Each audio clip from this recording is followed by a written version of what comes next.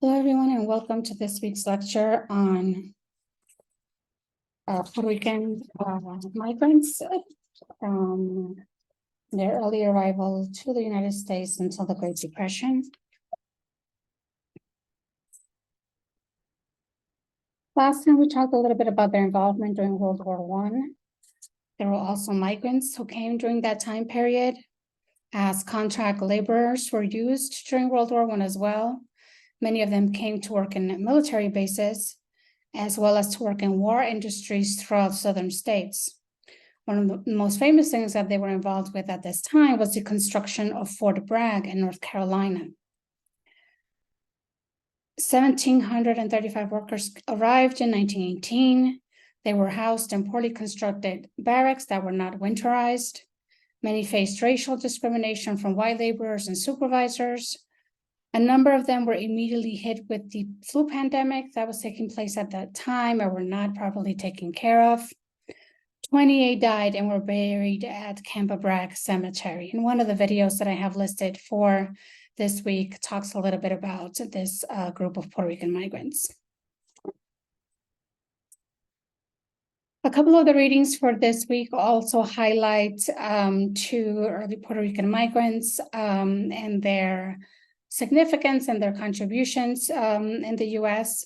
One of these is Pura Belpré, who arrived in New York City in 1920 and became the first Puerto Rican librarian creating cultural programming for Puerto Rican children.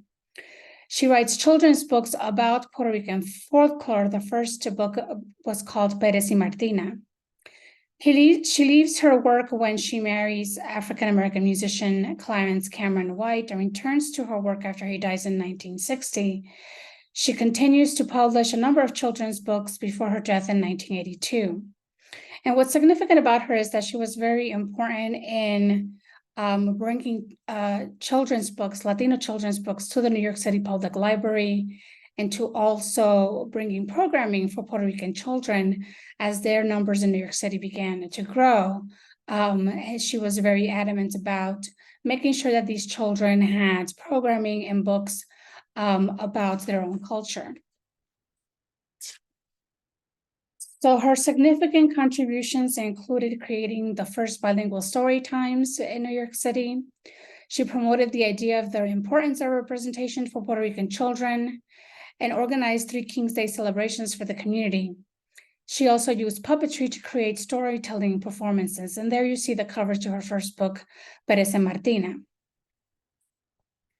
Her legacy now is kept alive through the Pura Belpré Award, which is awarded by the American Library Association and has become one of the most prestigious awards to receive if you are a children's author or a children's book illustrator.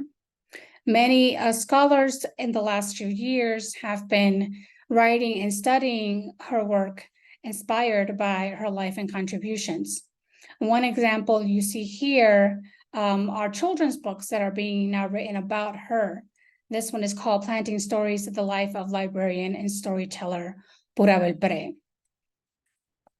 The other person that we read about this week is Jesus Colón, who arrived in New York as a stowaway in 1917 on a ship coming from Puerto Rico to New York.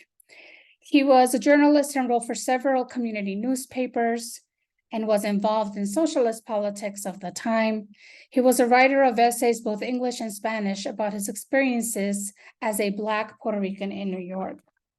And so as we are beginning in our field of Latino studies to focus more and more on Afro-Latinos, it's important to look at people like Jesus Colón and Pura Belpré, who were early Afro-Latinos, Afro-Puerto Rican migrants who came to New York in particular, and were very active in their communities there and in the politics of the city as well. The piece that you had to read today is an example of one of his essays where he talks about his experiences as a Black Puerto Rican man.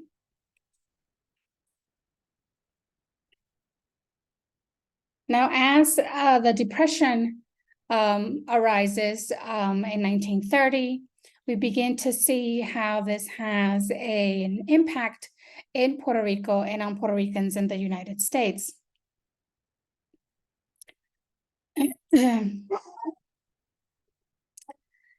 Governor Tugwell, who was the first North American governor of Puerto Rico to openly acknowledge that several decades of U.S. presence had had little effect in changing the dismal conditions of poverty afflicting the island's population. The Puerto Rico Emergency Relief Administration was created in 1933 to provide food and other essential goods to the most indigent Puerto Ricans, but represented just a provisional response to serious conditions requiring more permanent solutions.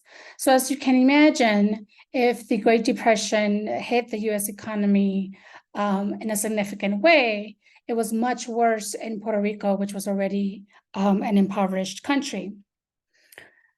Part of what becomes discussed at this time is trying to come up with an effective economic plan for the island that would address the poverty that it finds itself in.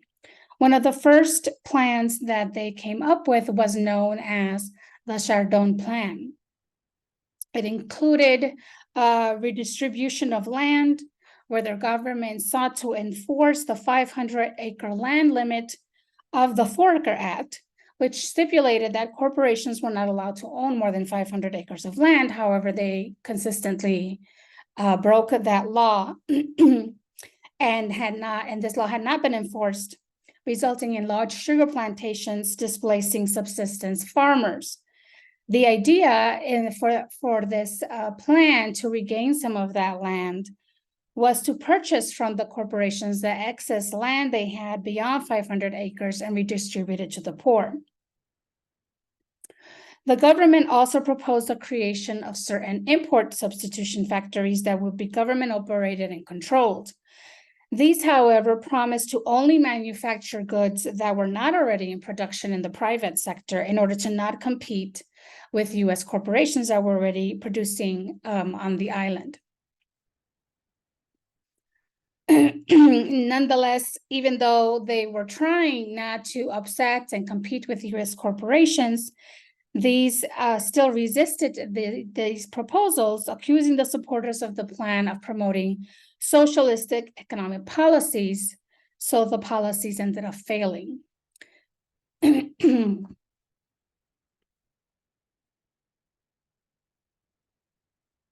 One of the political leaders of this time in Puerto Rico was Luis Muñoz Marin, who was the son of a prominent leader in the late 1800s, Luis Muñoz Rivera, who had been fighting for more autonomy for Puerto Rico and eventual independence. Luis Muñoz Marin was educated in the US. He was a poet and a journalist, and he had lived in New York City.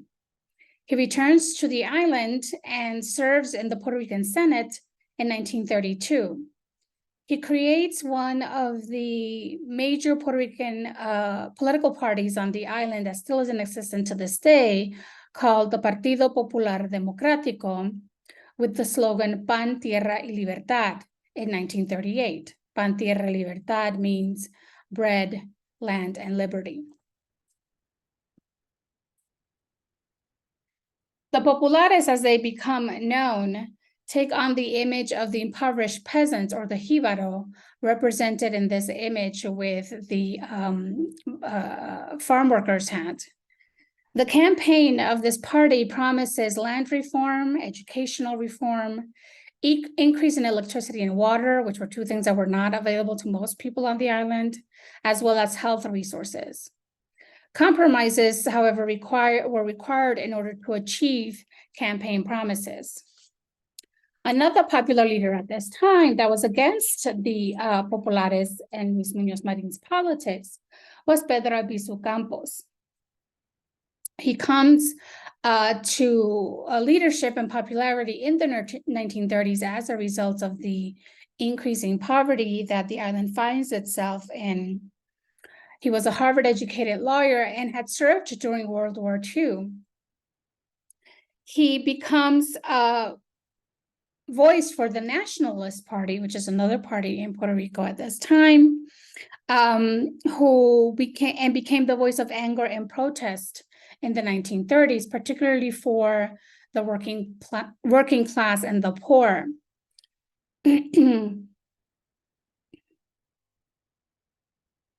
The 1930s represented a time of major strikes and labor unrest on the island as a result of limited government relief during hard economic times. Pedro Albizu Campos and the Nationalist Party gave their support to the workers, which brought attention from the government, which sought ways to address some of the workers' demands, while at the same time redoubling their efforts at repressing the strikes that were coming from the workers at this time. He was an interesting figure because he was, on the one hand, radical in his call for armed resistance, but conservative when it came to promoting Catholic beliefs and a return to what he called an hacendado class. So he was, in a way, calling for the return of the Spanish landowner. Now, what starts happening during this time are massive violent incidences between the Nationalist Party and its supporters and the government in Puerto Rico that, as you recall, is run by the United States. As the Nationalists try to bring attention and visibility to the situation in Puerto Rico, and they also see part of the radical ideas is arguing that the reason for Puerto Rican poverty is U.S. colonialism and the fact that they're not an independent country. And so that, of course, went against the politics of the United States. And so they became targeted for major surveillance and repression by the police and the government. One of these incidents took place in 1937 and became known as the Ponce Massacre, which Ponce is a town in Puerto Rico. It had been intended as a peaceful protest by the Nationalist Party members. It had been organized as a march in Ponce with women and children participating. They had requested permission and had been granted permission to have this event, but at the very last minute, as the event is about to start, the permission was rescinded. Police arrive on horses to disperse the crowd and begin shooting into the crowd in order to get them to disperse. 19 nationalists ended up dead and close to 100 were injured. In retaliation against nationalist politics, Senator Tidings in the U.S. Congress proposed a bill to give quick independence to Puerto Rico that was more as a vengeful response than a well-thought-out plan that transitioned the island towards independence. The terms of the bill included federal assistance programs would end immediately. The island would be subject to full U.S. tariff on imported goods. They were required to have their own military force within 6 months. Only 500 Puerto Ricans would be allowed into the U.S. per year, and they would have 6 months to choose between U.S. or Puerto Rican citizenship. So this was something that would eventually immediately launch Puerto Rico independence and would be a very abrupt withdrawal of U.S. political and economic and military support. The Tidings ended up pulling the bill just a month after he introduced it, however, as it became clear that this providing independence for the island in this matter was not a good option.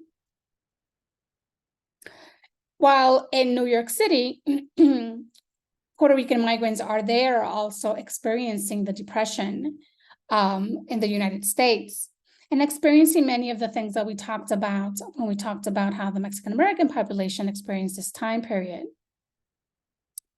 Charity organizations in New York City that were sources for relief during the Great Depression saw Puerto Ricans as foreigners to justify both repatriating them as well as a way to shrink their budget or the demand on their resources.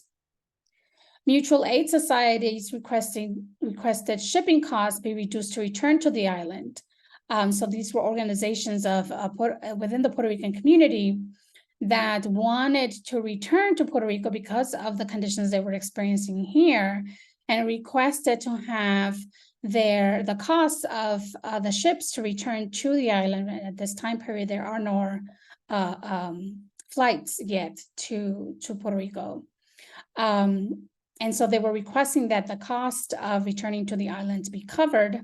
This was, however, denied by the Bureau of Insular Affairs, which was the government agency that was in charge of Puerto Rican, anything having to do with Puerto Rico and Puerto Ricans in the US. The Bureau of Insular Affairs argued that they were no different from other immigrant groups and thus could not receive free transportation back to the island.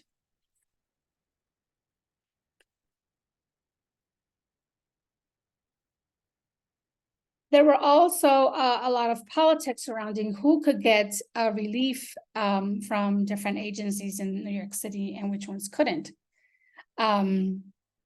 Mutual aid societies in places like Casita Maria, which was the first Puerto Rican settlement house established by Trinitarian nun Sister Carmelita Bonilla, were not able to address the demands of relief from the community. There was just too much demand in comparison to the kinds of relief they could give. Unions, which should have been another source of empowerment and support, failed Puerto Ricans in many ways, discriminating against them and hesitating in supporting those that were already members of organizations or unions like the ILGWU, which was a garment workers union. And so they wouldn't allow for Spanish-speaking locals to be created by Puerto Rican garment workers. So the unions were not a good source of relief either.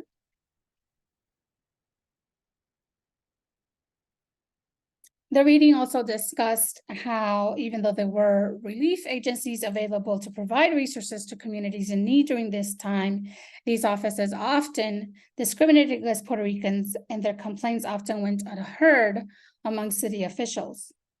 Although Puerto Ricans did stage demonstrations outside of the Home Relief Bureau offices to bring attention to their concerns, only the concerns and allegations by African Americans were paid attention to as a result of the 1935 Harlem riot, which I will discuss next. So this creates an environment of tension between the Puerto Rican and African American community and creates competition between the two communities as well. The Harlem riots of 1935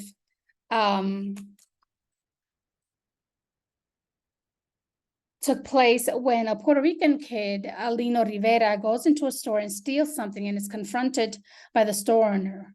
When the police arrive, a crowd gathers and rumors spread that the kid was beaten to death by the police officer. That had not happened. The kid was perfectly fine.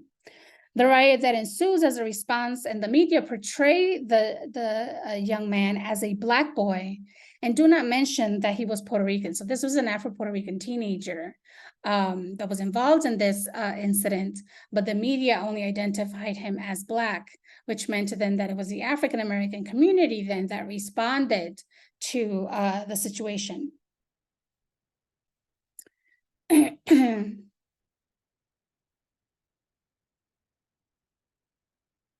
The mayor of the city, as a result of this riot, creates a commission to study the conditions in Harlem that resulted in the riot. But the members of the commission did not include any Puerto Ricans. The report found that the riots were direct results of 5 years of intolerable conditions in an already poor area. Puerto Ricans could attend any of the free and open hearings of the commission, but none of the leadership was invited to do so, as African Americans had been, which some of the working class Puerto Rican leadership took issue with. So again, even though it was in actuality a Puerto Rican young man involved in the incident, the Puerto Rican community becomes invisible and silenced in the conversations that ensue around addressing the conditions of poverty and discrimination that are being experienced in Harlem, which included both African American and Puerto Rican communities. Another example of the kinds of issues that Puerto Ricans are experiencing during this time are an IQ test study that was carried out by the New York State Chamber of Commerce Commerce's Special Committee on Immigration and Naturalization. They hired psychologists to conduct IQ tests of Puerto Rican children. In their report, they surmised that these children were intellectually subnormal and represented a population from which criminals were recruited. Ultimately, the goals of this kind of evidence was to support the limitation of Puerto Rican migration to New York. It was an attempt to get around the citizenship issue. One of the issues with the Puerto Rican migration is that they have American citizenship after 1917. And so you can't deport them. So groups of people, leadership, and so on, who were concerned about the number of Puerto Ricans that were coming, were trying to find other ways in which to limit their population in the US.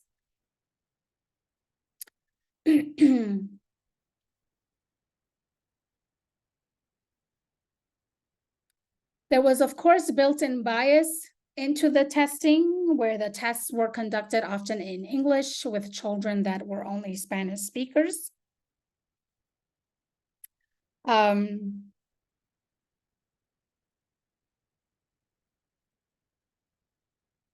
They also ended up racializing Puerto Ricans as foreigners, not in terms of their Blackness.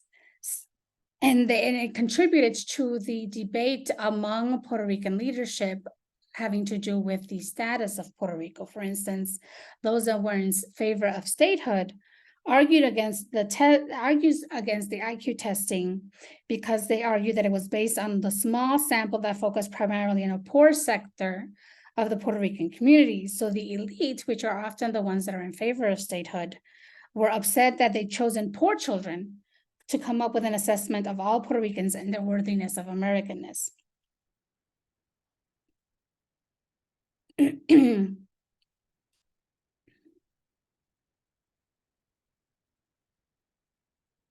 Another insult to the community came inadvertently from Eleanor Roosevelt, who, after her visit to Puerto Rico, make some controversial and negative statements, or that are perceived as controversial and negative, during a speech about her recent visit at the Women's Trade Union League, where she discussed the high rates of tuberculosis and disease and claimed that this also existed in the communities in New York. The Puerto Rico Spanish League, an organization in New York, informed her by telegram that her pronouncements had created a hysteria about tuberculosis that threatened both the jobs and future employment prospects of Puerto Ricans in restaurants, hotels, and private homes. Her response was that it was necessary to tell the true conditions of Puerto Ricans in order to address the problems. Her intention at this event was to gain sympathy from these women, wealthy women in this organization at this event, to hopefully gain their involvement and financial donations and so on. Instead, once those comments became public, Puerto Ricans who worked in various service industries like restaurants and hotels and so on were being fired because now there was a stigma attached to Puerto Ricans as all of them having tuberculosis. So you can imagine during the time period of the Great Depression, if you were fortunate enough to have one of these jobs, to lose it because of this, because of these comments that she made.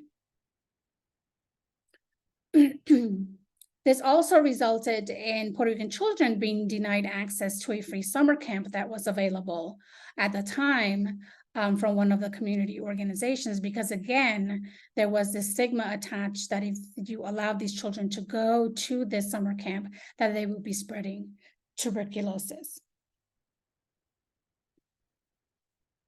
So many of the political organizing around this time was around responding to these comments and trying to undo the economic damage that her comments had on the Puerto Rican community in New York. There were, however, some minor political gains at this time. Vito Marcantonio, who was an Italian-American and was pro-independence for the island, was the person who represented the Harlem district where Puerto Ricans lived. And so he was very much loved and perceived by the Puerto Rican community as a leader that had their best interests in mind. One of the things he did was to propose an alternative bill to the Tidings Bill, which was also a bill for independence that, among several provisions, included giving Puerto Rico a substantial indemnity to be paid to the long-suffering people of Puerto Rico as partial compensation or for the estimated $400 million extracted from the island's economy by the United States and business interests. He also supported many of the concerns of the local Harlem Puerto Rican community. However, their affiliation with Marco Antonio did not bring benefits to the Puerto Rican community, as he was perceived by the rest of Congress as too radical. The more Marco Antonio identified himself with the cause of Puerto Rican nationalism, the more he and his constituency were viewed as hostile to the US government and American democracy. The community is able to vote in the first Puerto Rican into state politics. This was Oscar Garcia Rivera, who was elected as state assemblyman representing the 17th district. He ran as a Republican, which meant that many Democrats crossed party lines to get him elected, signaling a crisis among Puerto Rican Democrats who were still trying to figure out where they should continue to hitch their political wagon to at this time. And so part of the issue, political issue at this time for Puerto Rican migrants in New York was trying to figure out which of the two parties was going to actually bring the most representation and benefits to the Puerto Rican community. In Puerto Rico, there are certain advances that are made politically as well. The first appointed governor, the first Puerto Rican who was appointed governor in Puerto Rico didn't happen until 1946, and that was Jesus de Piñeiro. A law was passed in 1948 allowing Puerto Ricans to vote for their own governor for the first time. Remember, this is since 1898. They had not been able to vote for their own governor, and even though the governor was appointed by the United States, and there was no rule that stated that they couldn't appoint a Puerto Rican, they had not chosen not to, and all the governors had been white men until 1946. When they have elections, Luis Muñoz Marin becomes the first elected governor of Puerto Rico. His political position at this time has shifted from pro-independence to a form of self-government that would not challenge US military and economic presence in Puerto Rico, one of those compromises that he realizes he has to make if he wants to be able to get US economic support to address the poverty conditions in Puerto Rico. Now, even though Luis Muñoz Marin was the favored political leader of the United States, and he ends up working very closely with the US president in the 1940s and the US government to try to bring modernization to Puerto Rico, he was nonetheless still also surveilled by the FBI just the same way as the Nationalist Party and Pedro Albizu Campos was. In the paragraph there, this is a document from his FBI files. In the document there, it says, Jose Luis Muñoz Marin, president of the Puerto Rican Senate, alleged to have used Communist Party principles and leaders to gain political power during elections of 1940. Since then, for practical reasons, has not aligned himself with communists. Described by reliable informants to be intellectual, with a bad case of Puerto Rican inferiority complex, which results in anti-American tendencies. He is not considered dangerous to point of acts against the United States, but he is known to be personally completely irresponsible and was reported by reliable informants to be a heavy drinker and narcotics addict. Now, again, whether any of this information was actually true, if there was actually any evidence that he had a drinking problem or an addiction problem, none of the historical evidence ever talks about that. But I think it's interesting that at the time, whoever was watching him, whatever FBI agent was watching him and talking to supposed informants, was looking for any evidence of him not being a potential reliable leader, right? To be able to have any evidence should the United States decide that he is not the leader that they want in place and need to have viable or believable reasons for ousting him. So this ends our lecture for this week. I look forward to your thoughts and our discussion post. Have a wonderful week.